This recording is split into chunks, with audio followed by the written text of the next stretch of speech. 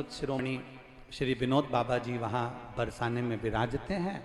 तो मन में आया, हमने इनसे कहा जब बरसाना राधा रानी का दर्शन करने जा रहे हैं तो मन है कि वहाँ पर परम रसिक श्री विनोद बाबा जी रहते हैं, हम एक बार उनका भी दर्शन करना चाहते हैं।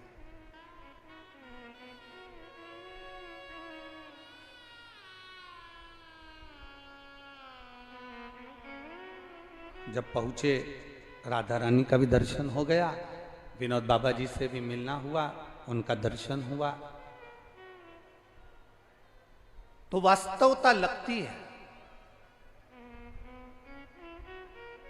कोई पूछे तुमसे कि संत का दर्शन क्यों करना चाहिए, शिव महापुराण की कथा कहती है संत करते हैं, संत जितना राधा कृष्ण शिव राम जिसका भी स्मरण कर रहे होते हैं, उन संत की कृपा की दृष्टि और उनके मुखाग्रविंद का मात्र दर्शन हो जाए तो जीव का कल्याण तो वैसे ही हो जाता वैसे।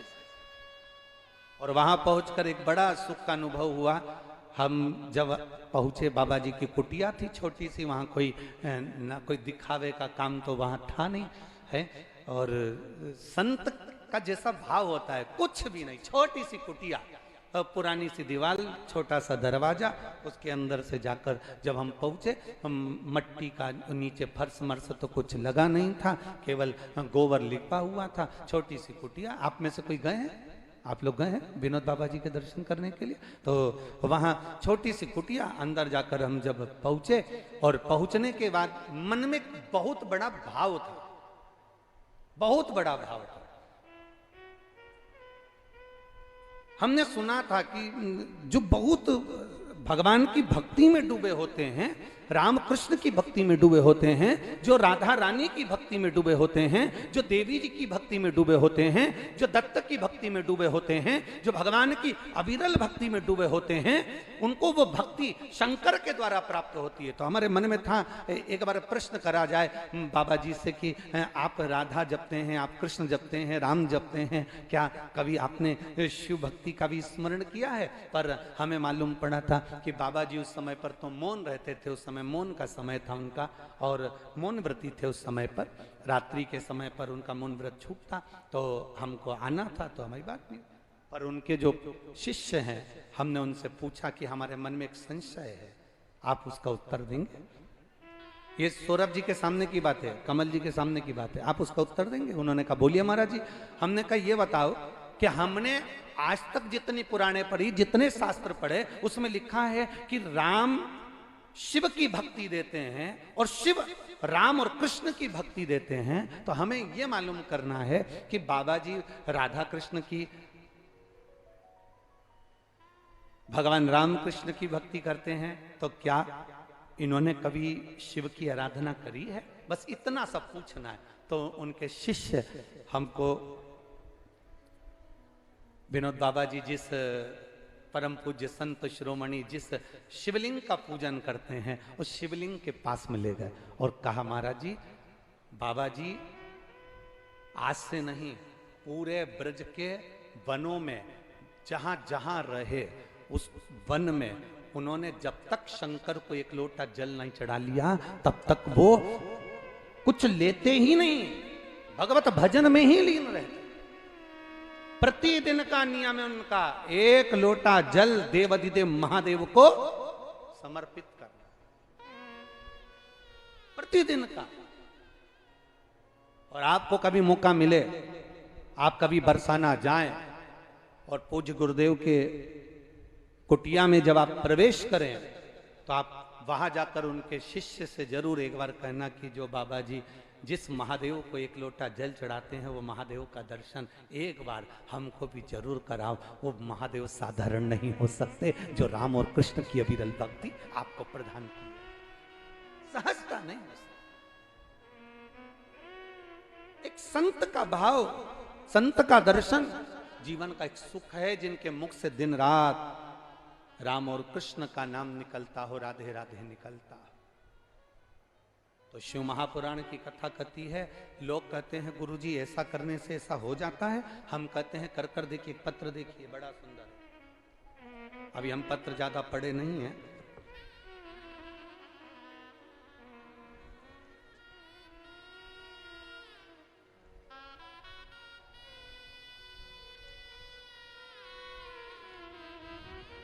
मैं वैष्णवी गुप्ता, नोएडा से, मेरा मोबाइल नंबर ये है। कहीं बैठी हैं वैष्णवी गुप्ता? हाथ हिला दो आप। बच्चे को लाए हो क्या साथ में? लेके जाओ, ले आओ। मैं वैष्णवी गुप्ता, नोएडा से हूं गुरुदेव। मेरा मोबाइल नंबर ये है। मेरी मां नीमा गुप्ता जो मथुरा आराध्या स्टेट कॉलोनी में रहती हैं, मेरी माता नीमा गुप्ता जो मथुरा के आराध्या स्टेट कॉलोनी में रहती हैं गुरुदेव। पत्र आप लोग भी टीवी के माध्यम से, एलईडी के माध्यम से पढ़ सकते हैं। मथुरा के आराध्या स्टेट कॉलोनी में रहती हैं गुरुजी। मेरा मोबाइल नंबर ये है। मेरी शादी के कुछ साल बाद मेरा गर्भ ठहरा, संतान गुरुजी मेरे गर्भ में आई। इससे पहले मेरा 2 बार 3 बार गर्भपात हो चुका था। संतान का सुख नहीं हो पा रहा था, बड़ी मुश्किल से गर्भ ठहरा। पर गुरुदेव, बच्चे की रिपोर्ट जैसे आना थी वैसी रिपोर्ट नहीं थी। बच्चे के सिर में गांठ थी और बच्चे की दोनों किडनी बेकार थी। अल्ट्रासाउंड में बताया गया कि बच्चे की दोनों किडनी बेकार है, इस बच्चे को मत रखो, इस बच्चे के सिर में गठान है। बच्चे का जो लीवर है उस लीवर पर सूजन है। ये बच्चा नॉर्मल नहीं होगा, ये बच्चा मंद बुद्धि होगा और ये बच्चा हाथ पैर से विकलांग रहेगा। हमने जांच करवाई, सारी जगह जितने डॉक्टरों को दिखाया, सारे डॉक्टरों ने एक ही बात कही, तब करें क्या? एक तो पहले इतने बच्चे गर्भ से शांत हो गए, आखिरी में भगवान ने दिया तो ऐसा दिया, अब करें क्या? मेरी मां ने कहा तू भगवान शिव पर भरोसा रख, शंकर जी पर एक बेलपत्र चढ़ाना प्रारंभ कर और शिव जी पर चढ़ी हुई बेलपत्र खाना प्रारंभ कर। और बाबा की कृपा से आखिरी के 8 महीने तक, 9 महीने तक भी वही की वही क्रम रहा कि ये बच्चे के सिर में गठान है, इसकी दोनों किडनियां नहीं बेकार हैं और लीवर पर सूजन है। आखिरी में बच्चा गिराने का मन नहीं करा तो हमने बच्चे को जन्म दिया और बच्चे को जन्म दिया। आखिरी तक डॉक्टर कहते रहे कि यह बच्चा बेकार है, पर गुरुदेव शिव शिव है। 17 जुलाई 2023 को मेरी बेटी ने बच्चे को जन्म दिया और जब उस बच्चे की जांच हुई तो बच्चे के सिर में कोई गठान नहीं थी, दोनों किडनियां पूरी हैं और लीवर भी पूरा काम कर रहा है। हम बच्चे को लेकर यहां आए। ये शिव तत्व है। ओ घड़ी शंभु है महाराज। तेरी कृपा बिना न हिले एक भी अणु, ले श्वास तेरी कृपा बखान क्या करूं मैं राखों के ढेर का, चपटी बहुत वे है खजाना कुबेर का। हे गंगाधार मुक्ति द्वार ओमकार तू, भोले ओमकार तू। आयो शरण त्यार शंभु तार तार तू। तेरी कृपा बिना न हिले एक भी अणु, तेरी कृपा बिना न हिले एक भी अणु। लेते श्वास तेरी कृपा से तनु तनु, लेते श्वास तेरी कृपा से तनु तनु। हे गंगाधार मुक्ति द्वार ओम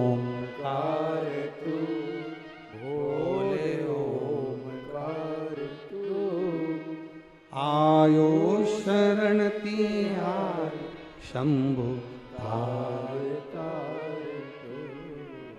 आयो शरण तिहारी शंभु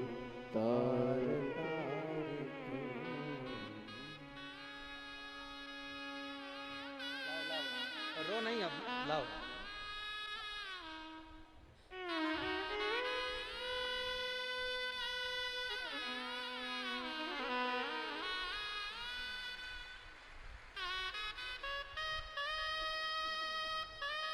दोनों मत रो, अब दो ही मत रो, बिल्कुल मत रो। अब तो बाबा ने अच्छा दिया है ना, ईश्वर कृपा है।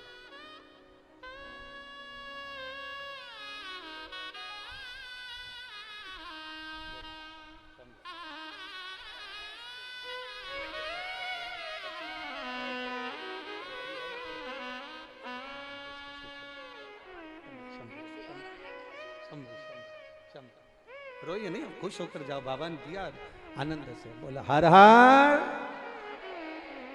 शिव कृपा बिना नहीं।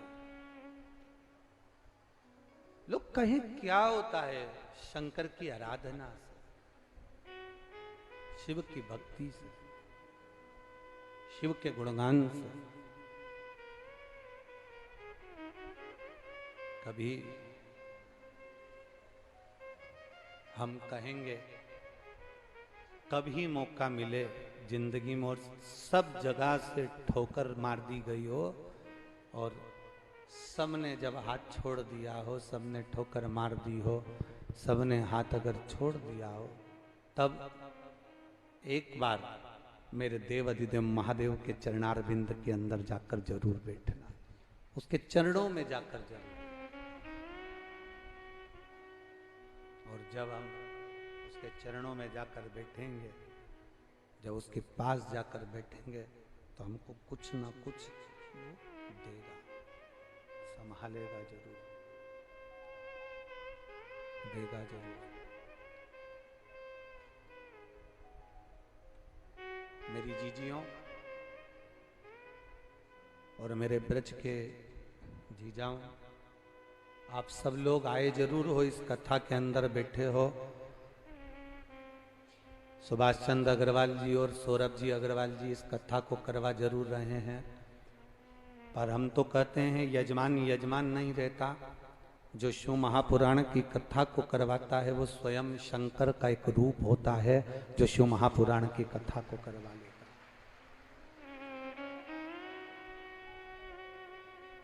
मेरी जीजियों, ये मौका तो तुमको अब मिल रहा है अपने दिल की बात महादेव जी से कहने का, भगवान शंकर से कहने का, ये मौका तो तुम्हें मिला है। आप दिल से जब देवाधिदेव महादेव से कहेंगे तो वो दिल से सुनेगा। मेरे कृष्ण ने, मेरे ठाकुर जी ने बलराम जी से कहा तुम चिंता मत करो, ये मरेगा कंस और इसको मारूंगा, ये मरेगा।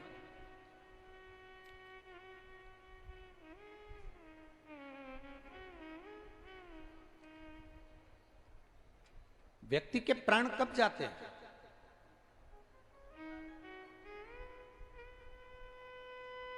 रावण के पास में 9 ग्रह थे, देवता भी थे, बंधी बने हुए थे, सब कुछ था, सोने का महल, सत्ता, वैभव, सब कुछ था।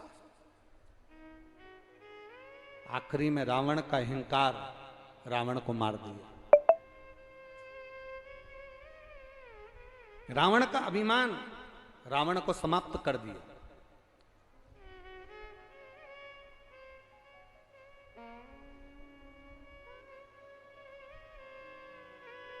पक्षी को पंख बहुत ऊपर तक ले जाते हैं,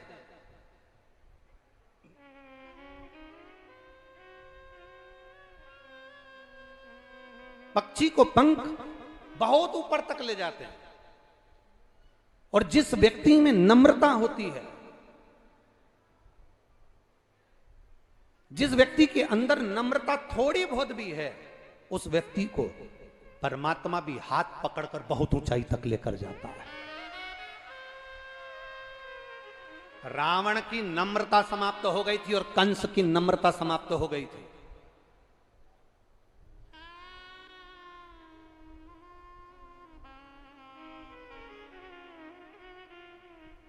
रावण की भी नम्रता समाप्त हो गई थी और कंस की भी नम्रता समाप्त हो गई थी। रावण जब माता सीता के सामने पहुंचा था तो जानकर रावण कहता था कि तू मेरी हो जा और मुझे अपना बना ले। नम्रता समाप्त हुई। मंदोदरी ने समझाया रावण को। मंदोदरी ने रावण को समझाया, तुम मानो।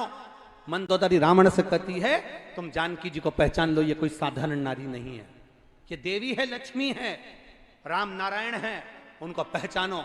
पर रावण मंदोदरी की ऊपर क्रोध कर दिया, अपनी नम्रता को, अपने व्यवहार को भूल गया रावण, और अपनी ही धर्मपत्नी को अपशब्द रावण ने कहना चालू कर दिया, अपनी धर्मपत्नी को ताना देना चालू कर दिया, अपनी धर्मपत्नी को अपशब्द कहना प्रारंभ कर दिया। शिव महापुराण की कथा कहती है, जब धर्मपत्नी हर जगह पर गलत नहीं कहती, जब कभी धर्मपत्नी भी आपको अगर मार्ग प्रशस्त करे तो यह आपका फर्ज बनता है कि उसकी बातों को सुने, धारण करें।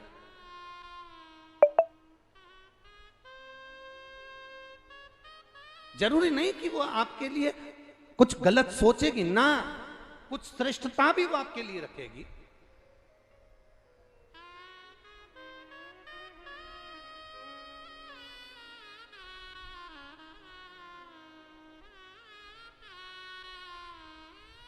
कितना कितना कितना लोग मंच पर बैठते हैं और मंच पर बैठकर कहते हैं नारी का सम्मान करो, नारी का आदर करो, नारी का सत्कार करो। जो कहते हैं हम उनसे भी कहते हैं कि एक बार अपनी चित्तवृत्ति से अपने घर की नारी का भी आदर होना चाहिए, अपने घर की नारी का भी सम्मान होना चाहिए, अपने घर की नारी का भी आदर पूर्ण होना चाहिए। बहुत जरूरी है। नम्रता रावण भूल गया था। जैसे मंदोदरी ने रावण को समझाया था, कुब्जा, जब भगवान कृष्ण ने कुब्जा को पूरा ठीक कर दिया, कुब्जा का शरीर पूरा ठीक कर दिया, कुब्जा पूरी ठीक हो गई, कुब्जा पूरी अच्छी हो गई। जब कुब्जा पूर्ण तरह से ठीक हो गई, तब भगवान कृष्ण ने जब कुब्जा को पूरी तरह से ठीक कर दिया, तब कुब्जा सबसे पहले दौड़कर कंस के महल में गई थी। जब बलराम जी भगवान कृष्ण से कह रहे थे कि ये कंस नहीं मर रहा,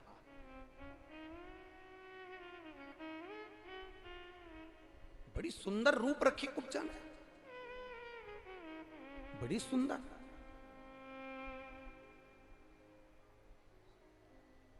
इतना सुंदर रूप कुब्जा का हो गया था कि कुब्जा श्रृंगार करी हुई, जो टेढ़ी चलती थी, जो बूढ़ी दिखती थी, जो टेढ़ी होकर चल रही थी कुब्जा, वो एकदम सुंदर हो गई।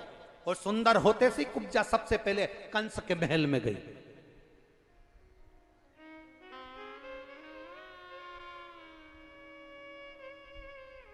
और कुब्जा कंस के महल में पहुंचते से ही राजा कंस को चिल्लाती हुई जा रही है, महाराज की जय हो, महाराज की जय हो, महाराज की जय हो।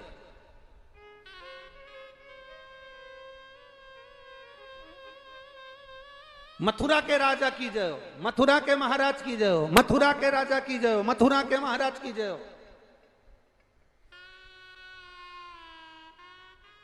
अरे जितने लोग कुब्जा का जय जयकार सुन रहे थे वो सब कुब्जा पर चिढ़ रहे थे। शरीर अच्छा किसने करा? बोलो बोलो, जम के बोलो, जम के बोलो जरा। भगवान कृष्ण ने। कुब्जा को वापिस जवान किसने करा? बोलते जाओ। भगवान कृष्ण ने। कुब्जा को सुंदरता किसने दी? भगवान कृष्ण ने। अब कुब्जा जय जयकार किसकी कर रही है? अरे बोलो तो जम के। कंस की। क्या बोली? महाराज की जय हो, मथुरा नरेश की जय हो, मथुराधिपति की जय हो, मथुरा के राजा की जय हो। इतने में एक वहीं पर खड़ा हुआ एक साधारण सा भक्त भगवान का, जो ब्रज की इस पवित्र भूमि वृंदावन से, भगवान कृष्ण की पवित्र भूमि से, गोकुल से, नंदगांव से गया था। उसने जाकर कुब्जा से कहा, कितनी दल बदलू है रीतू, तेरे को अच्छा शरीर दिया भगवान ने, तेरे को अच्छा रूप दिया भगवान कृष्ण ने, और तू जय घोष क्या कर रही है? कंस के महल में जाकर क्या कर रही है? मथुरा नरेश की जय हो, मथुरा के राजा की जय हो, मथुरा के महाराजा की जय हो। अरे तेरे को तो जय घोष करना थी, कृष्ण भगवान की जय हो, बाल कृष्ण की जय हो, नंद के छोरा की जय हो, यशोदा के लाला की जय हो। तुझे तो जय घोष ऐसा करना चाहिए। अरे कुब्जा ने कहा तुम सब मुझे समझोगे नहीं।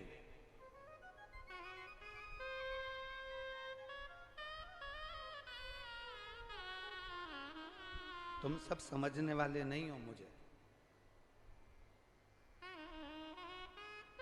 कुब्जा कहने लगी मैं राजा कंस के महल में राजा का जयकारा नहीं कर रही हूं, कंस का।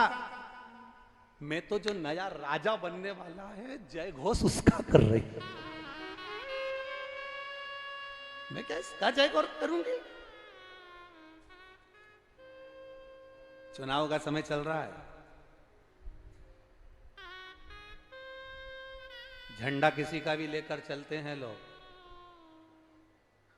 और किसी का भी झंडा लेकर चलो मना नहीं है, पर आखिरी में इतना अंदाजा जरूर लगा कर रखना अपने को कि सनातन धर्म को ठेस ना पहुंचे, बस इतना अंदाजा अपनी बुद्धि में और अपने चित्त में लगा कर चलना। सनातन धर्म को ठेस ना पहुंचे। चिल्ला रहे राजा की जय हो, मथुरा नरेश की जय हो, मथुराधिपति की जय हो, मथुरा के राजा की जय हो, मथुरा के महाराजा की जय हो, चिल्ला रहे मथुरा नरेश की जय हो।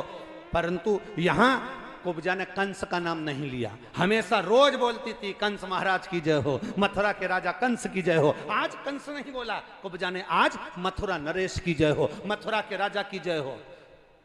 अब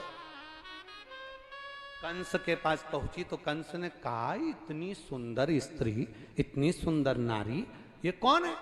तो इतने में किसी ने कहा ये कुब्जा है, कुब्जा। तो कि ये तो टेढ़ी थी, सीधी कैसे हो गई? किसी ने कहा महाराज दीवाल पे कील को ठोको ना, जो दीवार पे कील को ठोकते हैं तो कील टेढ़ी हो जाती है। पर कील कब तक टेढ़ी है? जब तक वो सही जगह नहीं ठुकी। दो ईंट के बीच में एक दर होती है और वो प्लास्टर से छुपी होती है, पुट्टी लगी होती है। ठोकने वाला यहां कील ठोक कर देखता है टेढ़ी हो गई, यहां ठोक कर देखा टेढ़ी हो गई, कील को तीसरी जगह ठोक कर देखा, दो ईंट के बीच में सरंग दर में जब वो कील लगती है तो वो कील टेढ़ी नहीं होती, पूरी की पूरी समाहित हो जाती है।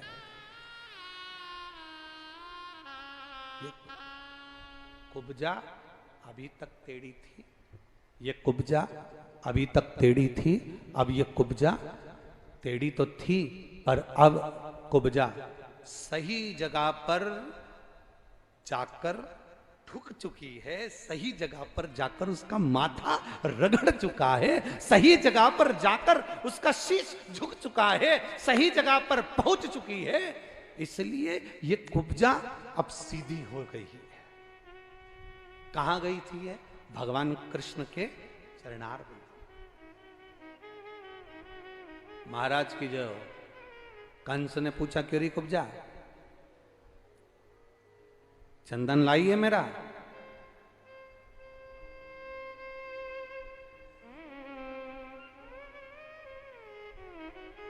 चंदन लाई है? जब व्यक्ति ज्यादा सुंदर हो जाता है तो हो सकता है वो अपना काम बंद कर दे जब धन आ जाए तो। एक सेठ सेठानी अपने छोटे से बच्चे को लेकर शंकर जी के मंदिर में पहुंच गए। सेठ जी की उम्र थी 80 साल की, सेठानी की उम्र थी 75 साल की। छोटा सा पोता था, उसको लेकर पहुंच गए मंदिर में। तांबे का लोटा रखा था, सेठ जी ने पानी का लोटा उठाया। इतने में सेठानी बोली पहले जल में चढ़ाऊंगी। सेठानी ने लोटा खींच लिया। पोता बोला जल में चढ़ाऊंगा, उसने लोटा खींच लिया।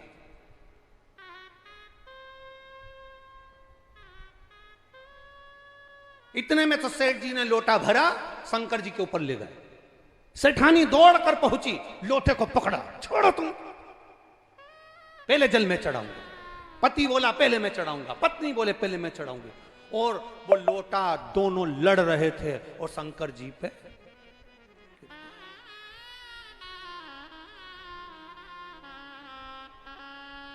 पार्वती मैया शंकर जी के चरणों की सेवा कर रही थी। उन्होंने सोचा आज चतुर्थी का व्रत है, भगवान के मुख का दर्शन कर लूं। जो भोलेनाथ के मुख का दर्शन करा तो पार्वती जी ने क्या देखा कि भोलेनाथ जी के माथे पे गूमा पड़ा।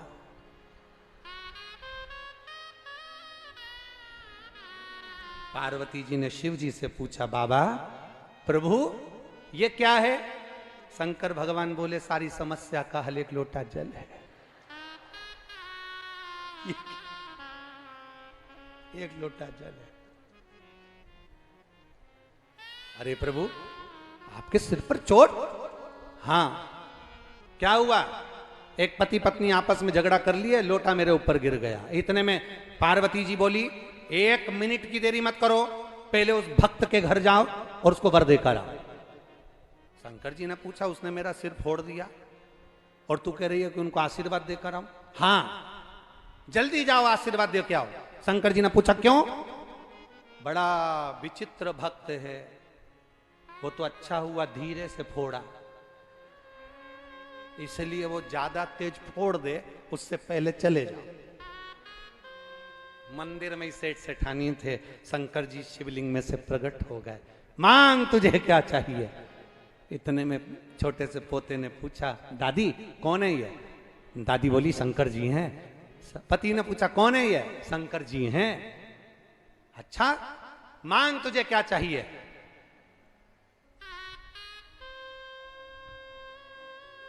इतने में सबसे पहला पोता बोला, मैं मांगूंगा, छोटा हूं। इतने में दादाजी बोले, नहीं मैं घर का बुजुर्ग हूं, सबसे पहले मैं मांगूंगा। इतने में दादी बोली, नहीं लेडीज फर्स्ट, पहले मैं मांगूंगा। शंकर जी ने कहा, देखो झगड़ा वगड़ा मत करो, तुम्हें जो मांगना मांग लो। इतने में दादी ने कहा, भोलेनाथ सबसे पहले मुझे दे दो। शिव जी ने कहा, मांग ले, क्या चाहिए? बस 16 साल की बना दो और बड़ी सुंदर बना दो, बस और कुछ नहीं चाहिए। शिव जी ने कहा, पक्का? पक्का। भोलेनाथ जी ने पूछा, तू 16 साल की क्यों बनना चाहती है? ये डोकरा बहुत परेशान करता है, तुम मुझे 16 साल की बना दो और सुंदर बना दो। भोलेनाथ जी ने कहा, तथास्तु। वो 16 साल की बन गई, लहंगा चोली और छोटी मोटी करके, और वो बूढ़े डोकरे के सामने ऐसे ऐसे ही है। और उससे कह, देख ले तेरे मुंडा में दांत नहीं। अब बूढ़े बाबा को तो बड़ा गुस्सा है। अब दादाजी को इतना गुस्सा है कि उन्होंने, शंकर जी ने पूछा, मांगो क्या चाहिए? इतने में बूढ़े बाबा बोला, मेरी बारी मांगने की। हाँ मांग लो, क्या चाहिए? इसको कुतिया बना दो, इसको कुतिया बना दो। भोलेनाथ, ये बहुत मेरे सामने ऐसी ऐसी कर रहे हैं, तो इसको। भोलेनाथ जी ने कहा, तथास्तु। अब पोते की बारी। पोते से कहा, तू मांग ले। हाँ, पोते ने कहीं शिव महापुराण की कथा सुन रखी थी, तो उसने भोलेनाथ जी से कहा, शंकर भगवान से निवेदन करा। भोलेनाथ जी से कहा, बाबा बस इतना कर दो, जो जैसा था वो वैसा ही कर दीजिए, बस और कुछ नहीं चाहिए, और कुछ भी नहीं चाहिए। आपका आशीर्वाद मिल गया, आपकी दया दृष्टि मिल गई, आपका आशीर्वाद प्राप्त हो गया, आपकी दया प्राप्त हो गई, आपकी करुणा मिल गई। इससे बढ़कर उसको कुछ नहीं चाहिए, और कुछ भी नहीं चाहिए।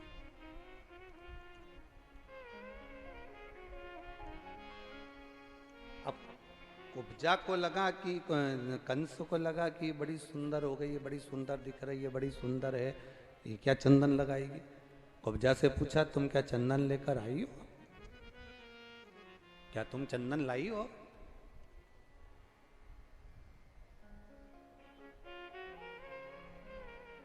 क्या तुम चंदन लाई हो? कुब्जा ने झूठ नहीं कहा, आज कुब्जा ने सत्य कह दिया। चंदन तो लाई हूं, पर जो मैंने कृष्ण के मस्तक पर लगाया था वो चंदन तेरे लिए लेकर आई। कंस को क्रोध आ गया, अपनी नम्रता भूल गया कंस, अपनी नम्रता समाप्त कर दी कंस ने। कंस नम्रता भूल गया, और कंस जैसी नम्रता भूला, हाथ में जो कुब्जा के हाथ में जो पात्र रखा था चंदन का, हाथ में जो पात्र रखा था चंदन का,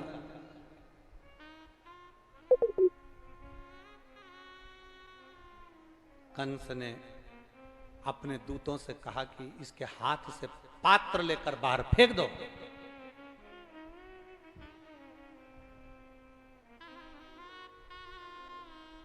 पात्र उठाकर बाहर फेंका गया।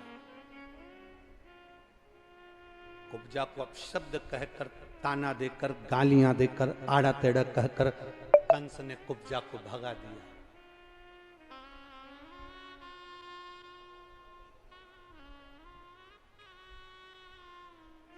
कंस कहता है, तू मुझे जानती नहीं कुब्जा, तू मुझे पहचानती नहीं है कुब्जा। ये रंग महल मेरा, राज्य मेरा, नगर मेरा, राजपाट मेरा, तो मुझे जानती नहीं है? कुब्जा ने कहा, बस महाराज तैयारी करो, जैसे भगवान के सिर पर लगे हुए चंदन को तुमने कुचला है, वो कृष्ण भी आएगा और तुमको कुचल कर जाएगा, निश्चितता है। तैयारी करो। भगवान कृष्ण ने ध्यान लगाया शिव जी का, भगवान देवाधिदेव महादेव प्रकट हुए, शंकर का शिवलिंग प्रकट हुआ, स्वयंभू शिवलिंग प्रकट हुआ, रंगेश्वर महादेव के रूप में रंग महल के नजदीक में प्रकट होते हैं तो रंगेश्वर महादेव कहला गए। कह दिया भगवान शंकर ने, कृष्ण चिंता ना करो, जाओ, तुम्हारे चंदन का अपमान करा है। और चंदन, ये लोग कहते हैं ना कि शिव जी पे चंदन लगता है, शंकर पर चंदन लगाने से क्या होता है, ठाकुर जी को चंदन लगाने से क्या होता है, भगवान का चंदन से श्रृंगार करने से क्या होता है। चंदन की मूलता जिस दिन संसार का मनुष्य जान गया, एक बार स्कंद पुराण को पढ़कर देखिए कि चंदन की मूलता क्या है, एक बार लिंग पुराण को पढ़कर देखिए कि चंदन की मूलता क्या है, एक बार कुर्म पुराण को पढ़कर देखिए कि चंदन की श्रेष्ठता क्या है, एक बार ब्रह्मवैवर्त पुराण को पढ़कर देखिए कि चंदन की मूलता क्या है। मात्र शंकर जी पे चढ़ा हुआ चंदन, मात्र भगवान पे चढ़ा हुआ चंदन अगर एक अंश मात्र का भी है और उसका तुमने सम्मान किया है, सम्मान कर कर अपने मस्तक पर धारण किया है, उस चंदन को लगाकर आप आ गए हो तो आपका भी सम्मान संपूर्ण जगत में होगा, यह निश्चित है। अगर चंदन का सम्मान हुआ। अब आज के जमाने में चंदन तो गायब हो गया, अष्टगन चालू हो गया। क्या चालू हुआ है? अरे बोलो बोलो, जम के बोलो जरा। अष्टगन। चंदन, पहले चंदन घिसते थे और घिस के फिर उस चंदन को देवाधिदेव महादेव को लेपन किया जाता था, भगवान का श्रृंगार किया जाता था, भगवान के श्रृंगार का आनंद पाया जाता था। भगवान शिव की आराधना कर भगवान कृष्ण चले और मेरे ठाकुर जी उस रंग महल पर जाकर तुरंत सिंहासन पर चढ़कर कंस भागा। कंस भागा।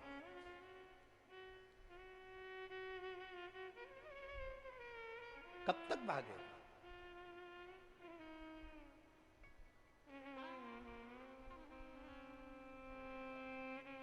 कितनी भी बादाम खाओ, कितने भी रसगुल्ले खाओ, कितनी भी बादाम, काजू, पिस्ता कुछ भी खाओ, चाहे कितना भी ब्यूटी पार्लर में जाके तैयार हो जाओ, तो भी तुम भगवान को धोखा नहीं दे सकते। मौत तो 7 ताले में आ जाती है, तो वो आती जरूर है। उससे कितना भागोगे? कब तक भागोगे? कहां कहां भागोगे? कहां जाओगे? कहां भागोगे? मौत आएगी जरूर।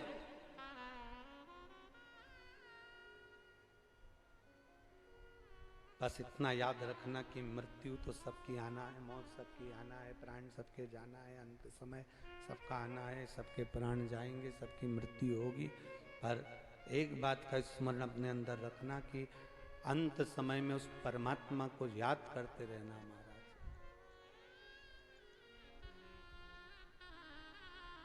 अंत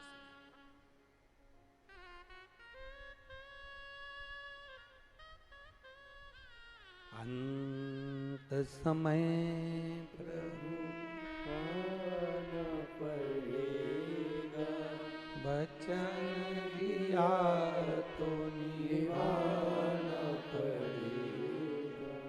आए ना आए प्रभु कुटुंब कबीला, अंत समय प्रभु आना पड़ेगा, वचन दिया तो निभाना पड़ेगा।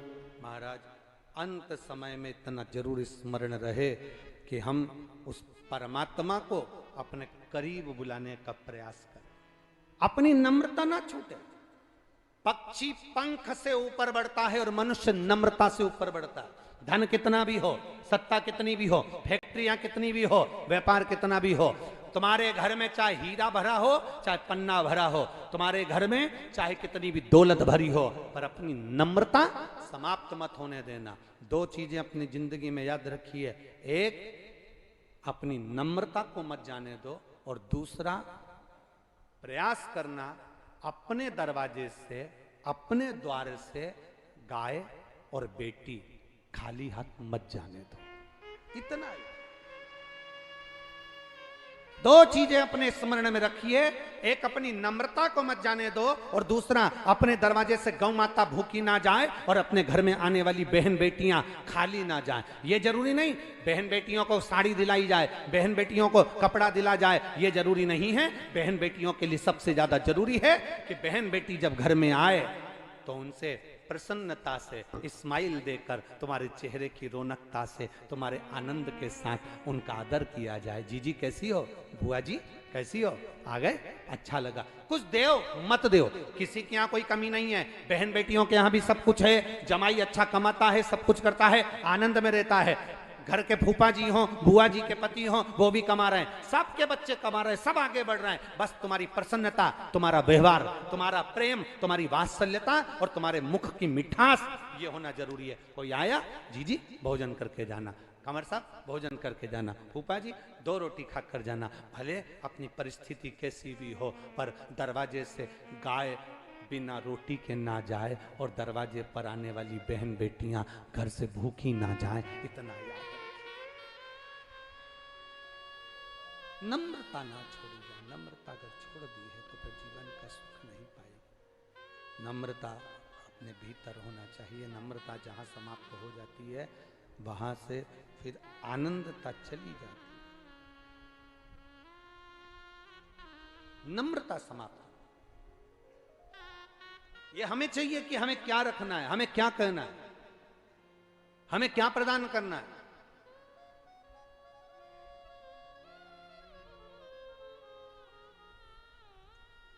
अभी यहां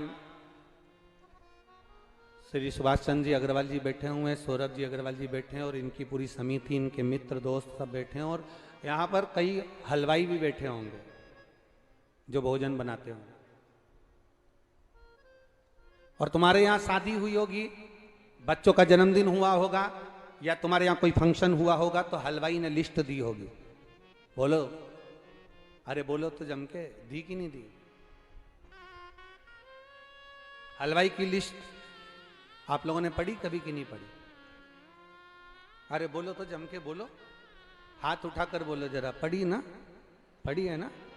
हलवाई की लिस्ट में टेंट का सामान लिखा होता है, हलवाई की लिस्ट में गैस की टंकी लिखी होती है, हलवाई की लिस्ट में बट्टे, जो भट्टा है भट्टा और बर्तन सब लिखा होता है। हलवाई की लिस्ट में किराने का सामान लिखा होता है। कुछ नहीं लिखा हो तो बता देना, आप लोग ध्यान रखना। किराने का सामान लिखा होता है। हलवाई की लिस्ट में डेयरी का सामान, दूध दही शहद घी जो भी लिखना है वो सब लिखा होता है। हलवाई की लिस्ट में सारा किराना, सारा दाल चावल बर्तन भांडे सब लिखा रहता है। टेंट का सामान, गैस का सामान, भट्टी का सामान, नारियल भी लिखा होगा, अगरबत्ती भी लिखी होगी। उस हलवाई की लिस्ट में सारा सामान लिखा होता है, पर हलवाई की लिस्ट में तुलसी का दल नहीं लिखा होता है। लिखा होता है क्या? जम के तो बोलो जरा। नहीं लिखा होता। हलवाई की लिस्ट में सारा सामान मिलेगा, पर हलवाई की लिस्ट में कहीं नहीं लिखा होगा कि भोजन में डालने के लिए तुलसी का दल चाहिए। यह हलवाई की लिस्ट में नहीं लिखा होता। ये तुलसी का दल हमें याद रखना पड़ता है कि मेरे यहाँ पर शादी है, मेरे यहाँ कार्यक्रम है, मेरे यहाँ फंक्शन है, मुझे तुलसी का दल भोजन में डालना है। बोलो सही है कि गलत है? हलवाई की लिस्ट में सारा सामान लिखा होता है, पर तुलसी का दल नहीं लिखा होता। तुलसी का दल हमें याद रखना पड़ता है। उसी तरह संसार की लिस्ट में, परिवार की लिस्ट में परमात्मा का नाम नहीं लिखा होता, पर उसे हमें याद करना पड़ता है कि वो भी है। हम उसे याद करते रहे।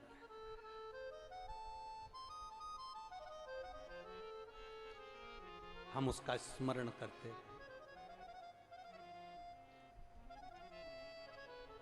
हम जब जाएं तो वो उस परमात्मा के नाम की लिस्ट हमारे पास में होना चाहिए, परमात्मा की भक्ति की लिस्ट हो।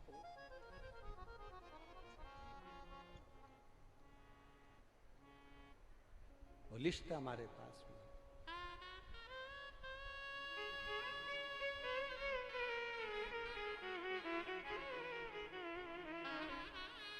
महाराज, आपके पास में क्या है पता नहीं, उनके पास में क्या है पता नहीं, और उसके पास में है। उसके इसमें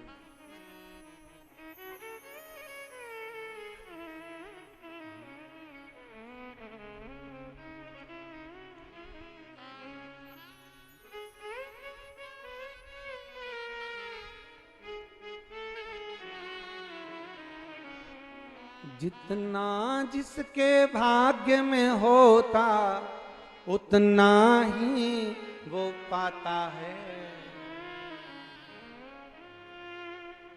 मेरे बाबा के दरबार में सबका खाता है। शिव लहरी के दरबार में सबका खाता है। डमरू वाले के दरबार में सबका खाता है। डमरू वाले के दरबार में सबका खाता है।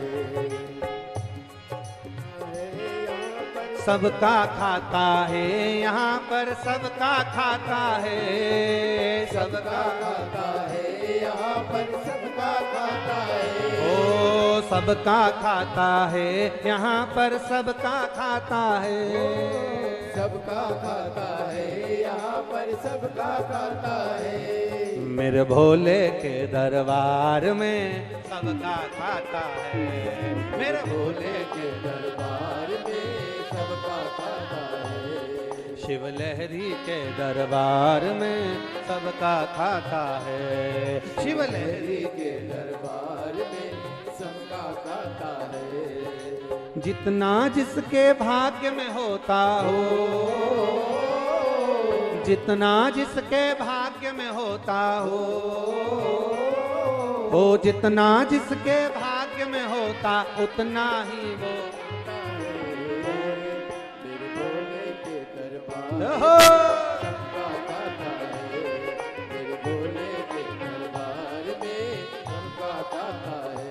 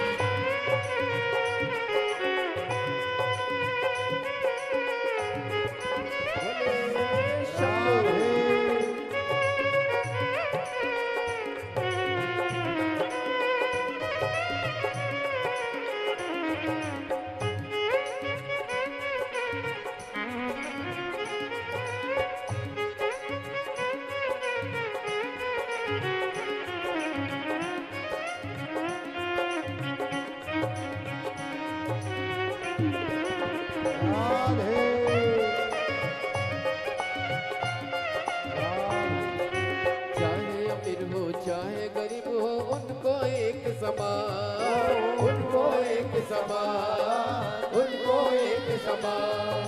चाहे अमीर हो चाहे गरीब हो उनको एक समान, उनको एक समान, उनको एक समान। सबकी बिगड़ी ओही बनाए हो, सबकी बिगड़ी ओही बनाए हम सबके भगवान। मेरे भोले के दरबार में सबका खाता है, मेरे भोले के दरबार में सबका खाता है। डमरू वाले के दरबार में सबका खाता है, डमरू वाले के दरबार में सबका खाता है।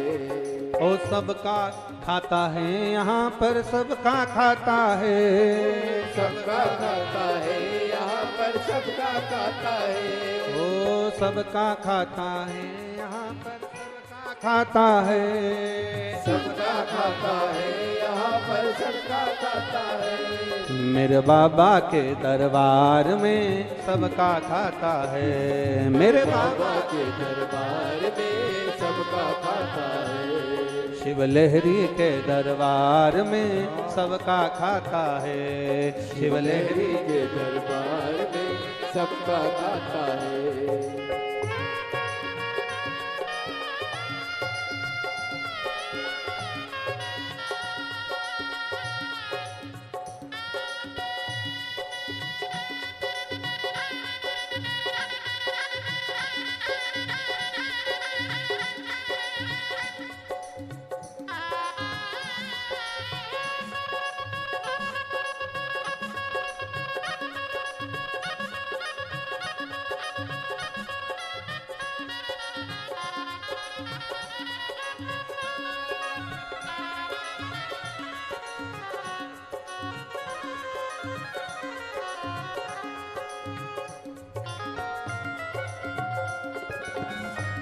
राधे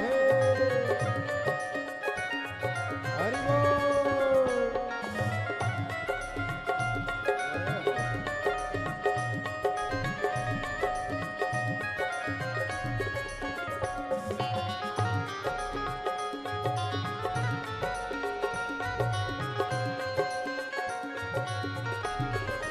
जय हो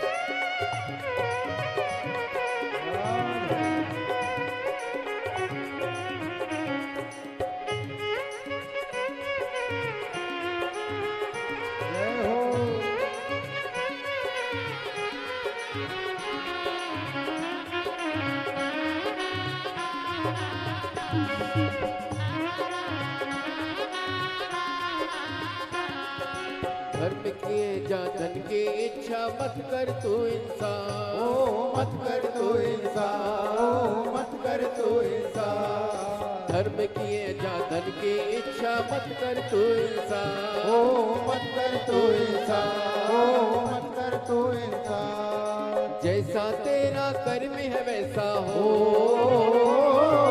जैसा तेरा कर्म है वैसा फल देता भगवान। मेरे भोले के दरबार में सबका खाता है, मेरे भोले के दरबार में सबका खाता है। शिव लहरी के दरबार में सबका खाता है, शिव लहरी के दरबार में सबका खाता है।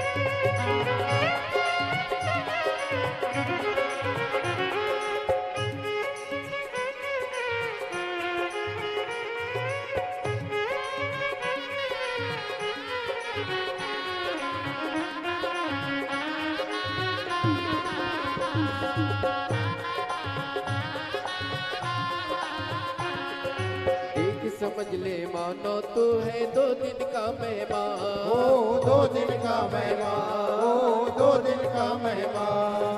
देख समझ ले मानो तू है 2 दिन का मेहमान। ओ 2 दिन का मेहमान, ओ 2 दिन का मेहमान। कितने आकर चले गए हैं ओ, कितने आकर चले गए कोई जाने को तैयार। मेरे भोले के दरबार में सबका खाता है, मेरे भोले के दरबार में सबका खाता है। ओ सबका खाता है यहाँ पर सबका खाता है, सबका खाता है यहाँ पर सबका खाता है। ओ सबका खाता है यहाँ पर सबका खाता है, सबका खाता है यहाँ पर सबका खाता है। मेरे बाबा के दरबार में सबका खाता है। शिव लहरी के दरबार में सबका खाता है। शिव लहरी के दरबार में सबका खाता है, शिव लहरी के दरबार में सबका खाता है। भोले बाबा के दरबार में सबका खाता है, भोले बाबा के दरबार में सबका खाता है। डमरू वाले के दरबार में सबका खाता है, डमरू वाले के दरबार में सबका खाता है। हार हार अपने स्थान पर बैठकर भगवान देवाधिदेव महादेव से अपने मन की बात भगवान शिव से भाव से देवाधिदेव महादेव से अपने हृदय की बात कहिए। जिसको जहां जगह मिले वहां बैठकर बोलो, पर बोलो बैठकर। एक बार खड़े रहकर बाबा से प्रार्थना ना करो। हाँ, अगर पानी गिरता कीचड़ होता तो हम कह देते कि खड़े होकर आप प्रार्थना कर लो, पर यहाँ तो ब्रज की रज है, दरी या कालीन की भी जरूरत नहीं आपको बैठने के लिए। रज में बैठ जाओ, जहां जगह मिल जाए वहां। ब्रज की रज में तो कहीं पर भी बैठकर प्रार्थना कर सकते, भाव से, दिल से। जितने कार्यकर्ता खड़े हैं वो भी 2 क्षण बैठकर प्रार्थना करो। बार बार ये कथा कोसी में नहीं होने वाली, वो तो श्री सुभाष चंद्र जी अग्रवाल जी, सौरभ जी अग्रवाल जी आपके भाग्य जगह हैं, पूर्वजों की कृपा हुई है, उनका आशीर्वाद मिला है, तो ये पवित्र कथा यहाँ हो रही है, ये पवित्र कथा यहाँ हो रही है। आप दिल से जहां जगह मिले वहां बैठकर भाव से बाबा से प्रार्थना करिए। सब साथ में बोले, भाव से पुकारते हुए बोले, श्री शिवाय नमस्तु,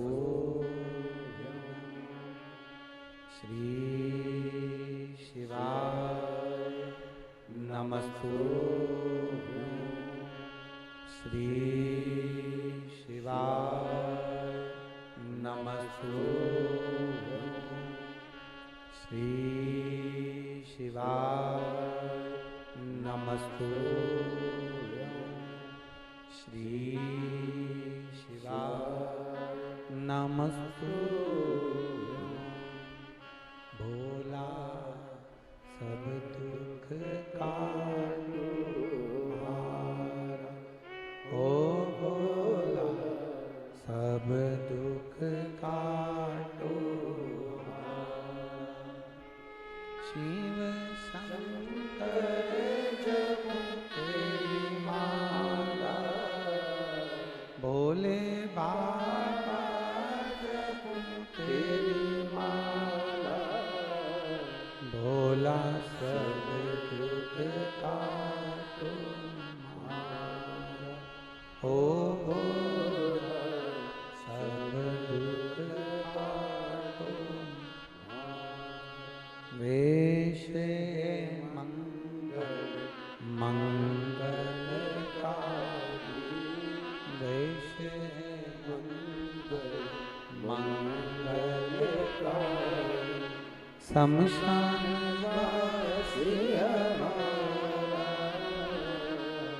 शमशान ओ भोला सब दुख काटो ओ भोला सब दुख काटो। शिव कथा कह रही है भगवान